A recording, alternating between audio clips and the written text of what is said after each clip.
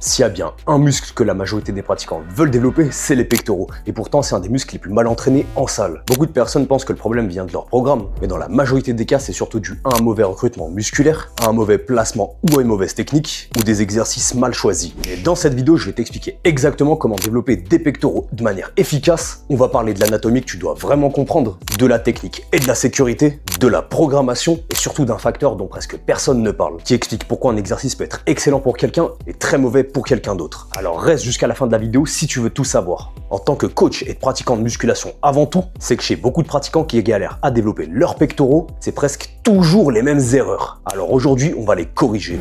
Et pour savoir comment développer un muscle de manière efficace, il faut d'abord comprendre son fonctionnement. Déjà, quand on parle des pecs, on fait très généralement référence au muscle grand pectoral. C'est un muscle qui va s'insérer au niveau de l'humérus, juste ici, et qui va recouvrir toute cette zone, et s'insérer au niveau de la clavicule, au niveau du sternum, et également plus bas au niveau des côtes. Et il est composé de 3 faisceaux. Tout en haut, on aura le faisceau claviculaire, qu'on appelle plus communément le haut de pec. On aura le faisceau sternal au milieu, et en bas, on aura le faisceau abdominal, qu'on appelle plus communément le bas de pec. Et ils auront tous les trois la même fonction. Ils vont venir se raccourcir pour rapprocher les points d'insertion, ce qui va amener en tout premier lieu à une adduction du bras comme ça. Et c'est exactement le genre de mouvement qu'on retrouve sur un développé ou sur les mouvements d'écarté. Ils ont tous la même fonction, mais le claviculaire, il sera un petit peu différent. Et la spécificité du faisceau claviculaire, comme les 3 autres faisceaux, c'est qu'il va participer à l'adduction du bras, l'humérus, et notamment quand le bras part d'une position plus basse, donc en diagonale. Et c'est aussi un fléchisseur de l'épaule, donc il va également participer à l'élévation du bras vers l'avant dans le plan sagittal. Et le grand pectoral aura également d'autres fonctions comme la rotation interne de l'épaule ou la stabilisation de l'épaule, mais je rentrerai pas dans les détails. Donc par rapport à ce que je t'ai dit, un principe à retenir, c'est que le sens des fibres, il détermine dans quelle direction ton muscle travaille. Donc en fonction de l'angle de ton épaule, tes coudes et de la direction de ton mouvement, l'activation d'un certain faisceau peut varier. Donc ça veut dire que sur n'importe quel exercice pec, tous les faisceaux vont venir travailler. Mais ce qui va changer, c'est le degré de sollicitation de chacun. Et ça va dépendre de l'angle de ton bras, mais aussi de l'exercice que tu vas choisir et surtout la façon dont tu l'exécutes. Et sur la partie anatomie, je voudrais te dire encore 2 choses. C'est que le grand pectoral, il passe aussi au-dessus de l'articulation de l'épaule. Donc ça signifie que quand ton exécution, elle part un petit peu en vrille, et ça veut dire que tu vas fortement solliciter le faisceau antérieur de ton épaule. Ce qui peut expliquer en partie pourquoi tu ressens aussi tes épaules sur les mouvements de pec. Et un autre gros mythe à enterrer tout de suite que je veux plus jamais entendre parler, c'est que tu peux pas travailler l'intérieur des pecs spécifiquement. C'est physiologiquement impossible. Tes fibres au niveau proximal, elles se contractent pas plus indépendamment du reste du muscle. Donc enlève tout de suite ce mythe de ta tête. Il y a un point spécifique si tu débutes notamment, c'est que ça sert à rien de chercher à cibler telle ou telle zone au début, par exemple à travailler plus le haut de pec, parce que en fait t'as pas encore acquis la masse musculaire suffisante. Construis d'abord tes bases, apprends à maîtriser les exercices, deviens plus fort dessus et après tu peaufineras les détails. Et comme je te l'ai dit tout à l'heure, le choix des exercices ça va jouer un rôle, donc autant pas le faire au hasard. Donc il y a certains critères à prendre en compte pour choisir ces exercices. Et un bon exercice, il doit répondre à plusieurs critères. Déjà très important, il doit être stable, c'est-à-dire que sur le mouvement tu dois être bien placé et être stable. Ça doit pas te demander trop d'énergie juste pour tenir équilibre et tu dois pas être dans une position qui est instable parce que comme ça va te permettre de bien recruter le muscle que tu veux cibler et également tu vas minimiser ton risque de blessure. Et ça fait que tu peux te concentrer pleinement sur la technique d'exécution. Cet exercice, il doit aussi permettre une surcharge progressive. Si tu peux pas ajouter de la contrainte au fil du temps efficacement sur un exercice, tu vas vite plafonner dessus. Il doit être également adapté à toi et à ta morphologie et donc suffisamment agréable pour que tu puisses progresser dessus pendant des mois sans que ça te cause de soucis comme des douleurs à l'épaule ou des blessures. Et forcément, c'est aussi mieux qu'il soit disponible dans ta salle. Ça a beau être le meilleur exercice du monde, mais si tu peux pas le faire, ça sert un petit peu à rien. Là, on vient de voir les critères de sélection d'exercices. Et je vais te donner les meilleurs exercices qui sont pour moi et pour beaucoup de monde les meilleurs pour le développement des pectoraux. En premier, il y a la chest press à la machine, ou le développé couché à la machine convergente en français. Ça va être ton mouvement de presse lourd. Déjà dessus, tu as une bonne tension, tu as une bonne stabilité. Vu que c'est une machine convergente, tu n'auras pas besoin de stabiliser avec tes épaules ou le reste de ton corps. Il va également te permettre de surcharger progressivement semaine après semaine de manière efficace. Tu as également un positionnement qui est naturel. Donc avec les bons réglages, c'est un exercice qui est excellent pour développer tes pectoraux. Tu vas vraiment venir pouvoir moduler plein de choses dessus.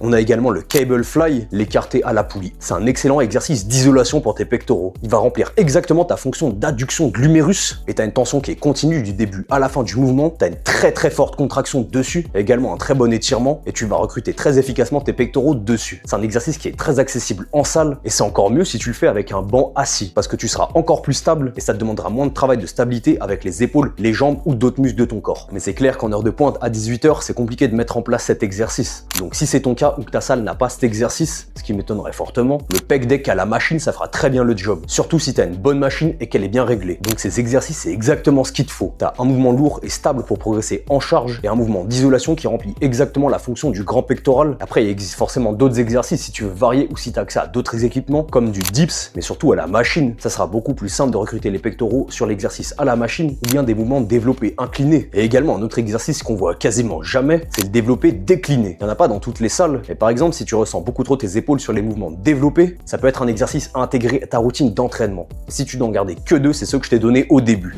Mais attention, avoir des bons exercices, c'est très bien. Mais si à côté ta technique, elle suit pas, ou si elle est mauvaise, eh ben ça servira à rien. Et c'est probablement la partie la plus importante de ma vidéo, où je vais te parler de la technique et de la sécurité. Déjà indispensable sur tous les exercices de pectoraux, c'est la rétraction scapulaire. Soit le fait de tirer ses omoplates vers l'arrière et de les abaisser. Parce que si tu as des omoplates qui sont complètement décrochées, c'est risqué pour l'épaule. Et tu vas également les sursolliciter à défaut de recruter efficacement tes pectoraux. Et tu vas être également moins stable, donc tu dois toujours garder tes omoplates tirées vers l'arrière. Pas non plus de manière excessive, mais suffisamment pour être stable, avoir la cage thoracique sortie et recruter efficacement tes pectoraux tout en minimisant le travail des épaules et d'autres muscles secondaires. Et je suis conscient que c'est pas forcément évident à mettre en place au début, donc pour bien apprendre ce mouvement, ce que je peux te recommander, c'est un petit exercice où tu auras les bras tendus devant toi. Tu peux le faire en échauffement, avant tes mouvements de pectoraux, tu auras les bras tendus devant toi et tu vas alterner entre l'écartement et le rapprochement des omoplates tout en abaissant tes épaules. Tu peux le faire soit dans un miroir, soit en train de te filmer pour vraiment voir si tu as la bonne technique. Comme ça, tu t'habitues bien à ce mouvement et tu l'intègres au fil de tes séances. Et se filmer, c'est très important parce que tu crois peut-être avoir la bonne technique quand tu fais l'exercice, mais pas forcément.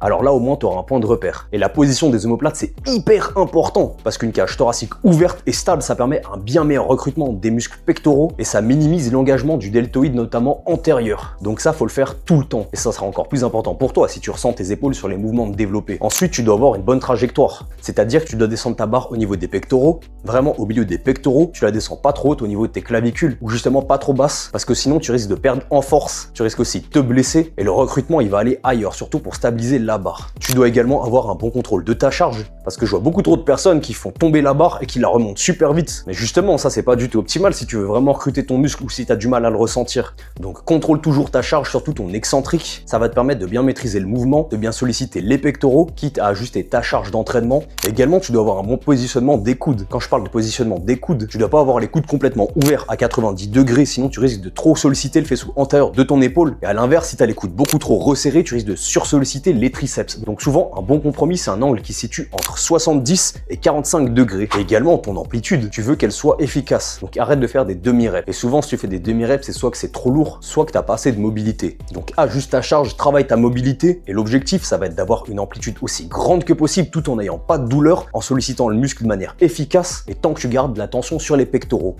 Bon, maintenant que tu as les bons exercices et que tu sais comment les exécuter de manière sécuritaire, reste à savoir comment bien les répartir sur la semaine. Et c'est exactement là qu'il y a beaucoup de personnes qui se plantent ou qui en font trop ou justement pas assez. Au niveau de la programmation, tout d'abord, il y a la fréquence. 2 séances de pectoraux par semaine, ça sera déjà largement suffisant pour la majorité des pratiquants. Si tu fais qu'une séance par semaine, passe à 2 et tu verras déjà une bonne différence. Ensuite, au niveau du volume, dans la littérature scientifique, ce qui est recommandé, c'est aux alentours de 10 à 20 séries par muscle et par semaine. Mais ça va dépendre des personnes. Ce que je te conseille, c'est de tester. Tu commences assez bas à 6 séries par semaine, ensuite tu montes à 8, 10, 12 et tu vois le volume où tu progresses le mieux et où tu récupères le mieux. Et là, tu auras trouvé ton sweet spot. Tu peux faire 2 à 3 exercices par séance ou même 2, 3, 4 séries par exercice par séance. Et évite absolument les exercices redondants du style tu commences par du développé couché, ensuite tu fais du développé couché à la machine Smith, ensuite tu fais du développé couché aux haltères et tu finis par du développé couché à la machine parce que tu auras 4 fois le même pattern de mouvement et en fait tu vas te répéter et tu vas sûrement faire beaucoup trop de volume excessif. Donc la bonne construction, c'est d'avoir un exercice à forte tension d'étirement associé à un exercice à forte tension de contraction. Exactement ce que je t'ai donné tout à l'heure. Ensuite, pour le nombre de répétitions, généralement sur les mouvements développés, je te conseillerais de rester entre 5 et 10 répétitions et sur les mouvements d'écarté d'isolation, plutôt 8 à 15 répétitions. Et pourquoi cette différence? C'est déjà que si tu fais trop de répétitions, surtout sur les mouvements développés, ça va être plus compliqué de garder une bonne technique et de garder la tension sur les pectoraux. Et si tu fais trop peu de répétitions, notamment sur les écartés, ça veut forcément dire que tu vas mettre quand même plus lourd. Et donc ça va te demander plus de stabilisation au risque de recruter d'autres muscles que tu ne souhaites pas et tu as plus de chances de perdre le contrôle du mouvement. Et dans les deux cas, peu importe le nombre de répétitions, tu dois toujours rester proche de l'échec musculaire. Et ce qui va te faire vraiment progresser sur le long terme, c'est déjà tout ce que je t'ai dit en amont, mais c'est surtout la surcharge progressive.